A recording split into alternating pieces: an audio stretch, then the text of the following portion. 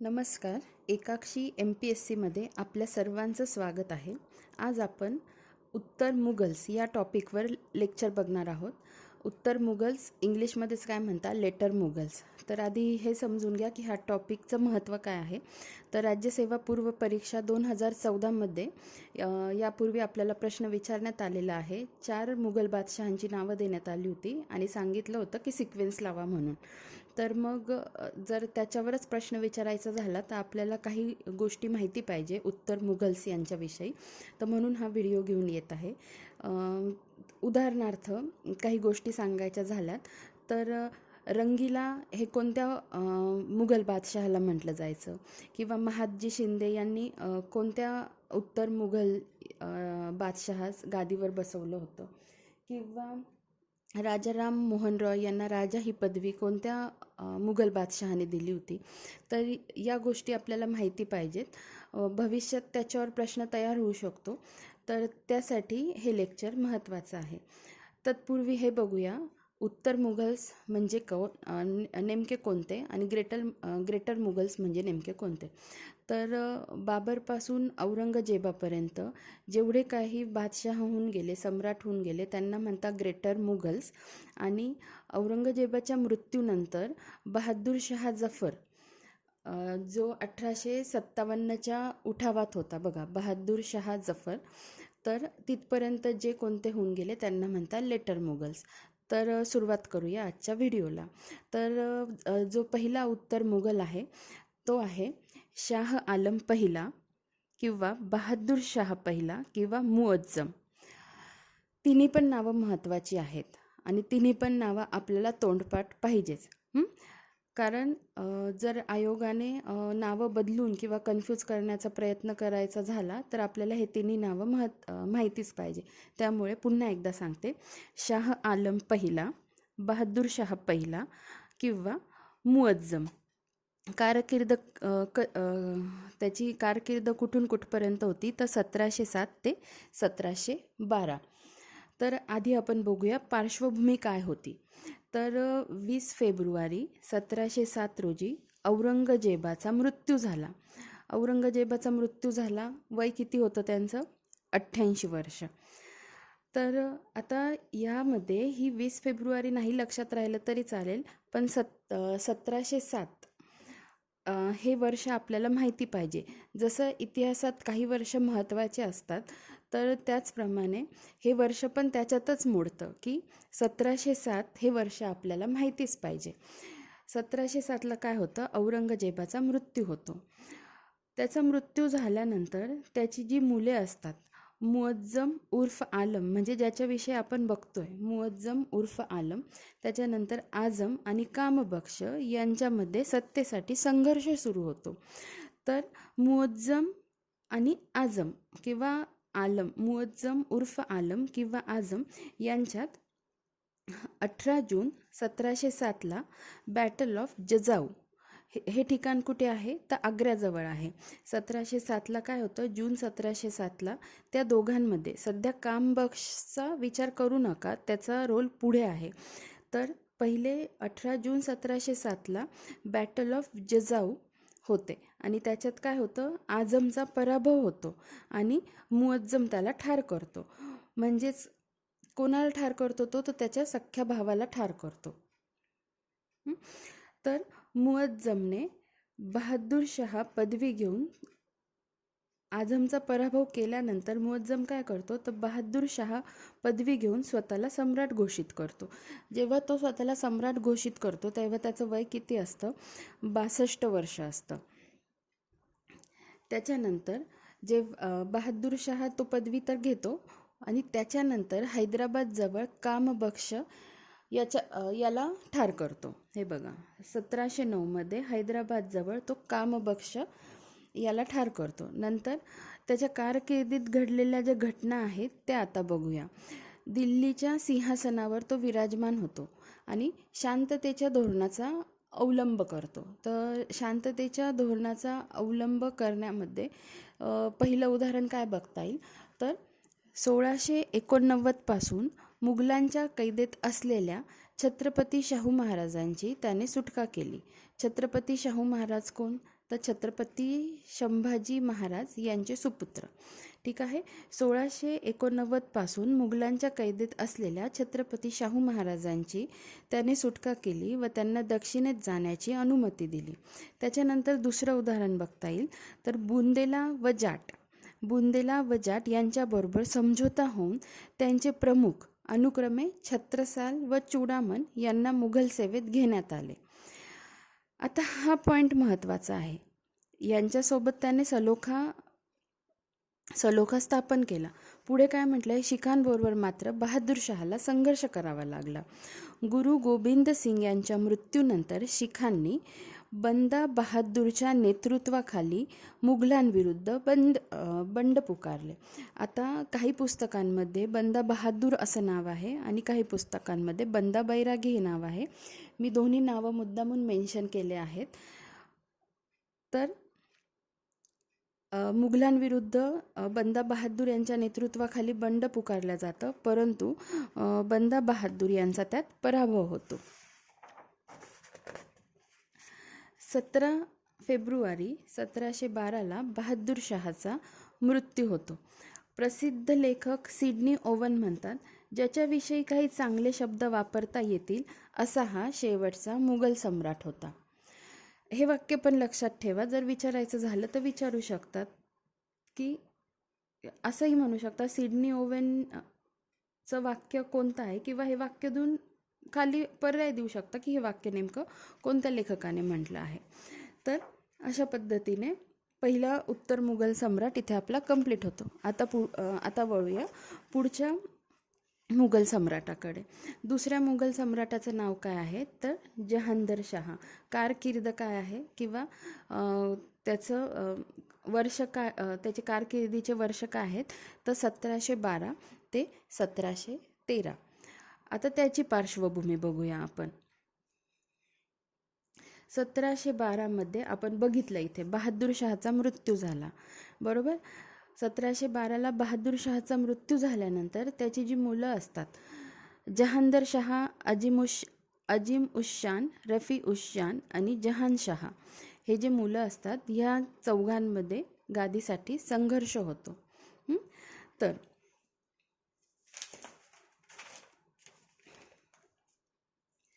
आता एक काय म्हटलं जातं की मुघलांमध्ये सत्ता प्राप्तीची एवढी प्रचंड लालसा होती की स्वतःच्या पित्याचे प्रेत दफन करण्याचेही भान या राजपुत्रांना राहिले नाही. अखेर या सत्ता संघर्षात इराणी गटाचा नेता, हे बघा, अखेर या सत्ता संघर्षात इराणी गटाचा नेता जुल्फिकार खानच्या मदतीने जहांगीर शाह यशस्वी झाला व दिल्लीच्या गादीवर बसला. आता इथे इराणी गटाचा नेता जुल्फिकार हे महत्त्वाचं आहे. कोणाच्या मदतीने जहांगीर शाह सत्तेत येतो तर जुल्फिकार यांच्या मदतीने तो सत्तेत येतो. त्याच्यानंतर मात्र त्याला फार काळ सत्ता उपभोगता आली नाही. काय होतं पुढे 1713मध्ये जहांगीर शाहचा खून होतो आणि जहांगीर शाहचा खून करणारा कोण असतो त्याचाच पुतण्या म्हणजे कोण तर फारुख सियार मग कोणाचा मुलगा आहे त्याच्याच भावाचा जो मुलगा आहे अजीम उशान. आता याच्या खाली मी मुद्दामून अंडरलाईन केलं आहे. तर फारुख सियारच्या पित्याचं नाव काय तर अजीम उशान. तर 1713ला जहांगीर शाहचा खून होतो, त्याचाच पुतण्या फर्रुख सियारने त्याचा खून केला व सय्यद बंधूंच्या मदतीने फर्रुख सियार सम्राट बनला. ठीक आहे. जुल्फिकार खानांच्या मदतीने कोण सम्राट बनला तर जहांगीर शाह. आणि फर्रुख सियार कोणाच्या मदतीने बनला तर सय्यद बंधूंच्या मदतीने. ही गोष्ट आपल्याला माहिती पाहिजे. आयोग काय करतं, वाक्य पलटवून देतं व आयोग हे पण देऊ शकतं की सय्यद बंधूंच्या मदतीने जहांगीर शाह झाला आणि फर्रुख सियार कोणाच्या मदतीने झाला तर जुल्फिकार खानच्या मदतीने. जर असं वाक्य दिलं तर ते संपूर्णतः चूक असेल हे आपल्याला माहिती पाहिजे. त्याच्यासाठी ह्या गोष्टी महत्त्वाच्या आहेत. तर आता पुढे बघूया. आता फर्रुख सियारची कारकीर्द. आता फर्रुख सियारची कारकीर्द काय कुठून कुठपर्यंत 1713 ते 1719. 1713 ते 1719. जहांदर फारुख सियर कोणता आपण आधीच पाहिलं, जहांदर शहाचा पुतण्या आणि अजिमुशानचा मुलगा. ठीक आहे. तर कृतज्ञता व्यक्त करण्यासाठी सय्यद अब्दुला वजीर पदावर नियुक्त केलं. आता कृतज्ञता व्यक्त करण्यासाठी का म्हटलं आहे, तर कारण त्याच्याच मदतीने, सय्यद बंधूंच्याच मदतीने फारुख सियर सत्तेत आला होता. मग त्याने काय केलं, सय्यद अब्दुला वजीर पदावर नियुक्त केलं. आता त्याच्या कारकिर्दीत घडलेल्या महत्त्वाच्या घटना आपण बघूयात.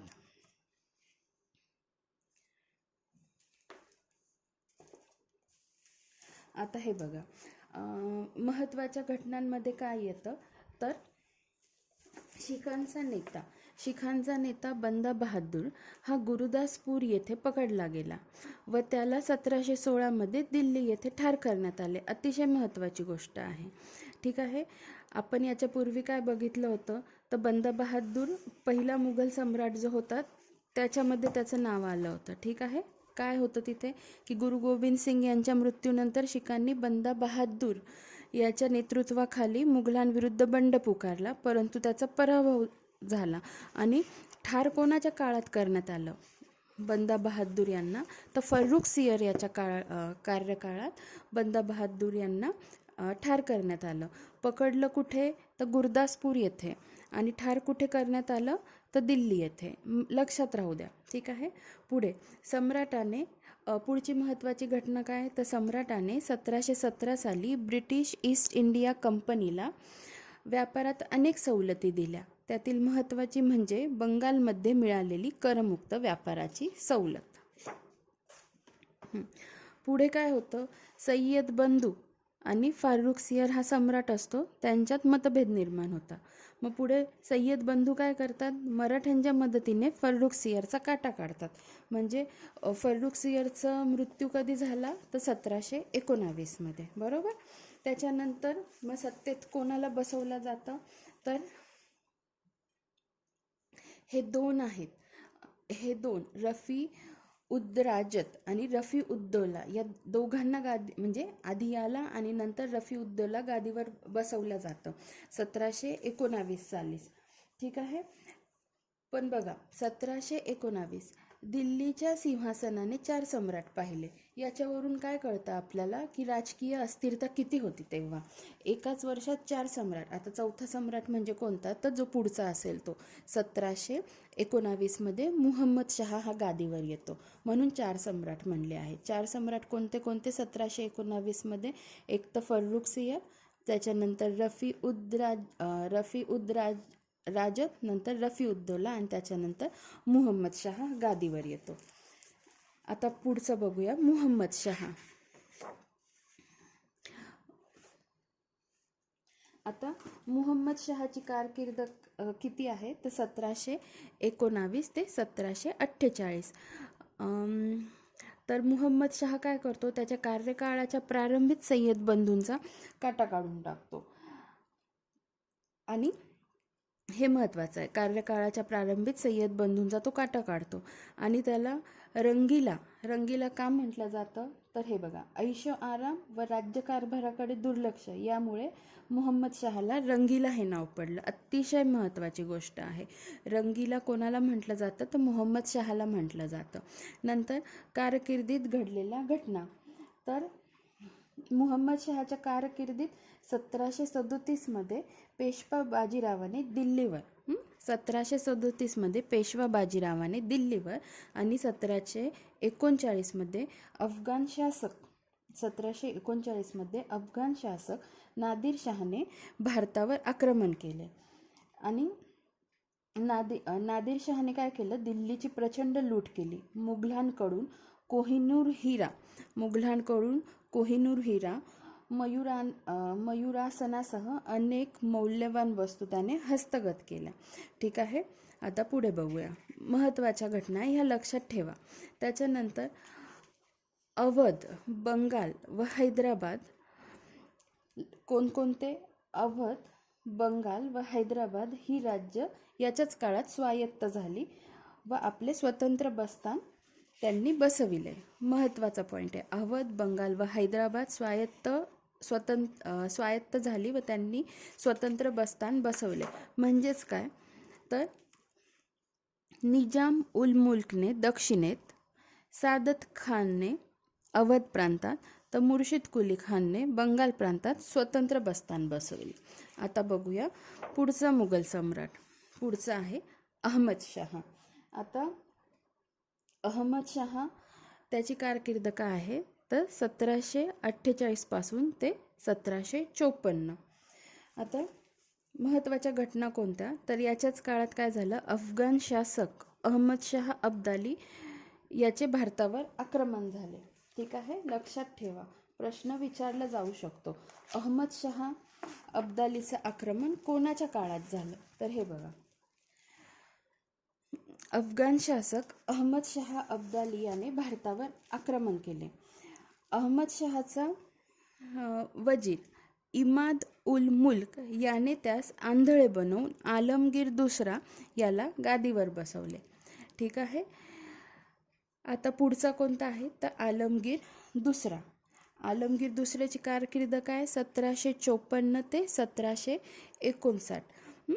तर वजीर इमाद उल मुल्क याने आलमगीर यास ठार मारले. आता हे जास्त महत्त्वाचे पॉईंट्स नाही आहे म्हणून जास्त काही माहिती लिहिलेली नाही आहे. जिथे जिथे ज्या गोष्टी महत्त्वाच्या आहेत ते मी पॉईंट आऊट करत जाईल. तर आता पुढच्या मुघल बादशहाकडे वळूया. आता हा जो आहे शाह आलम दुसरा हा महत्त्वाचा आहे. तर हे बघा, शाह आलम दुसरा त्याची कारकीर्द काय तर 1759 ते 1806. कोण आहे हा तर आलमगीर दुसरा. याच्या पूर्वी आपण जो पाहिला आलमगीर दुसरा याचा तो मुलगा आहे. आलमगीर दुसरा याचा मुलगा आहे. याने सम्राट म्हणून सुरुवातीची काही वर्षे दिल्ली बाहेर काढली. आता हे जे वाक्य आहे ना हे UPSC पूर्व परीक्षेला 2003 मध्ये विचारलं गेलं आहे आणि यासोबत अजून एक वाक्य दिलं होतं आणि मग विचारलं होतं दोन्ही बरोबर दोन्ही नाही, जो नेहमीचा फॉर्मॅट असतो त्यानुसार. तर मग त्यासाठी आपल्याला ह्या गोष्टी महत्त्वाच्या आहे. तर काय आहे शाह आलम दुसऱ्याविषयी, याने सम्राट म्हणून सुरुवातीची काही वर्षे दिल्ली बाहेर काढली होती. ठीक आहे, पुढे 1764 बक्सारची लढाई आपल्या सर्वांसाठी महत्त्वाची आहे. आपण बक्सारची, प्लासीची, वॉनदिवॉसची ह्या लढाई आपल्याला माहिती असतात. तर 1764 साली झालेल्या बक्सारच्या लढाईत मीर कासिम व शुजा उद्दौला यांच्यासोबत शाह आलम देखील पराभूत झाला. लक्षात ठेवा, 1764ची लढाई, बक्सारची लढाई, त्याच्यात तो पराभूत झाला. 1803 इंग्रजांनी दिल्लीवर कब्जा केला. 1803 साली इंग्रजांनी दिल्लीवर कब्जा मिळवला व शाह आलमला अटक केली. आणि इंग्रजांच्या कैदेतच अटक केल्यानंतर इंग्रजांच्या कैदेतच 1806 साली त्याचा मृत्यू झाला. ठीक आहे, आता ह्या ज्या वरती मी काही गोष्टी लिहिल्या आहेत त्या पण महत्त्वाच्या आहेत. तर हे बघा, निर्वासित बादशहा म्हणून पण याला ओळखलं जातं. महादजी शिंदे यांनी याला गादीवर बसवलं होतं. महादजी शिंदे यांनी कोणत्या बादशहाला गादीवर बसवलं होतं असं जर विचारलं तर कोणाला बसवलं होतं तर शाह आलम दुसरा याला गादीवर बसवलं होतं. आणि याचे जे उत्तराधिकारी होते ते नावाचेच सम्राट होते. तर आता वळूया पुढच्या बादशहाकडे. पुढचा बादशहा कोणता तर अकबर शहा किंवा अकबर दुसरा. कारकीर्द काय आहे त्याची 1806 ते 1867. आता हा महत्त्वाचा याच्यासाठी आहे कारण याच बादशहाने राममोहन यांना राजा ही पदवी दिली आणि स्वतःच्या पेन्शनवाढीची मागणी मांडण्यासाठी राजा राममोहन रॉय यांना ब्रिटनला पाठवले होते. एवढा एकच पॉईंट महत्त्वाचा आहे याच्यात. तर हा पॉईंट लक्षात ठेवा की राजा ही पदवी कोणत्या लेटर मुघलने दिली, मुघल बादशहाने दिली तर अकबर दुसरा. आता वळूया पुढच्या बादशहाकडे. जो शेवटचा आणि आपल्याला सर्वांना परिचित असणारा पुढचा बादशहा कोणता आहे तर बहादूर शाह जफर किंवा बहादूर शाह दुसरा. कारकीर्द काय आहे तर 1837 ते 1862.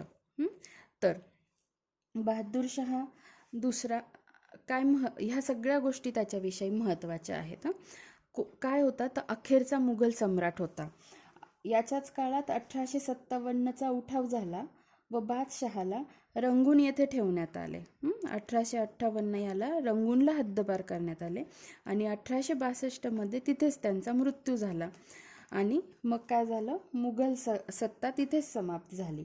आणि एक महत्त्वाची गोष्ट यांच्याविषयी, तर हे एक चांगले कवी पण होते. बहादूर शाह जफर काय होता, एक चांगला कवी पण होता. ठीक आहे.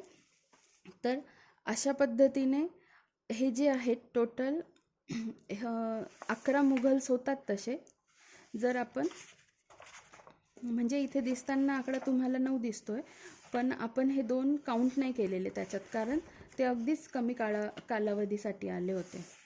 हे बघा, हे 2 रफी उद्दराजत आणि रफी उद्दौला 1719मध्ये हे 2 जे आले होते त्यांचं फक्त नावच मेन्शन आहे. त्यांचं असं स्पेसिफिक वेगळा पॉईंट म्हणून कधी दिलेलं नाही आहे कोणत्या पुस्तकात, त्यामुळे मी पण तसंच केलं आहे.